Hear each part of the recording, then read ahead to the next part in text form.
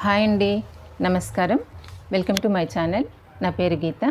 ఈరోజు వీడియోలో how to avoid ప్లాస్టిక్ని ఎలా అవాయిడ్ చేయాలి అన్నది నేను మీకు ఈ వీడియోలో చూపించబోతున్నానండి. చాలామంది ఏమేమో వాడుతూ ఉంటారండి, అవి అన్నీ వాడకూడదు. ఇది కాయిర్ అండి, టెంకాయ పీచు ఉంటుంది కదా, టెంకాయ పీచు వాడితో తయారు చేసిండేది, బాగా షేప్తో చేశారు.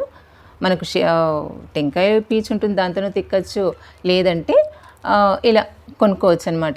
ఒక మంచి షేప్ కావాలి అని అనుకునేవారు అనుకుంటుంటారు కదా, మంచి షేప్లో మనకు అలవాటు పడ్డాం కదా.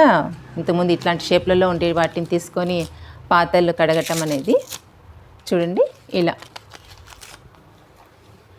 ఇలా ఉంటుందన్నమాట. 1 2 3 4 5 వచ్చాయండి, 5 వచ్చాయి. ఇలా ఉన్నాయన్నమాట. కుట్టారు బాగా, చేతికి బాగా వాటంగా ఉండేలాగా పట్టి తిక్కడానికి పాత్రలు. చాలా బాగుందండి. కాయిర్ టెంకాయ పీస్ అన్నమాట. ఇది వాడటం వల్ల దీంట్లో ఫంగల్ బ్యాక్టీరియా అనేది ఉండలేదు. చాలా వరకు మనం ఖచ్చితంగా ఇట్లా వాష్ చేసేసి పక్కన వేసేసామంటే చాలా త్వరగా డ్రై అయిపోతుంది. అలాగే ఫంగల్ అంట, తర్వాత బ్యాక్టీరియా అంట ఏమీ ఉండదండి ఇందులో. అమ్ముతుంటారు కదా పీచువి, గ్రీనిష్ కలర్లో ఉండేటివి, వాటిలో ఎక్కువ బ్యాక్టీరియా ఫంగల్ అనేది ఉంటుంది, ఎక్కువ తయారు కూడా అవుతుందండి అందులో. కాబట్టి అవి వాడటం మంచిది కాదు. ఇది న్యాచురల్ అండి, ప్రకృతి ప్రసాదించినవి ఇవి కాయిర్.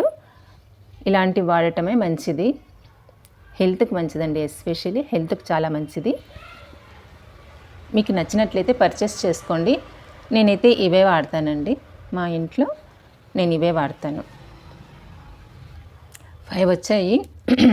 మీకు నచ్చినట్లయితే మీరు పర్చేస్ చేసుకోండి. బాగున్నాయండి, స్ట్రాంగ్గా ఉన్నాయి చూడు, బాగున్నాయి, చక్కగా కుట్టారు. ఆ పీచులుగా వెళ్ళిపోకుండా చక్కగా బాగా దీన్ని స్టిచ్ చేశారన్నమాట.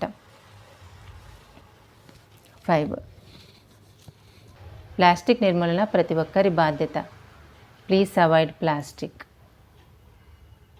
సరేనండి, మరొక మంచి వీడియోతో మళ్ళీ మీ ముందు ఉంటాను.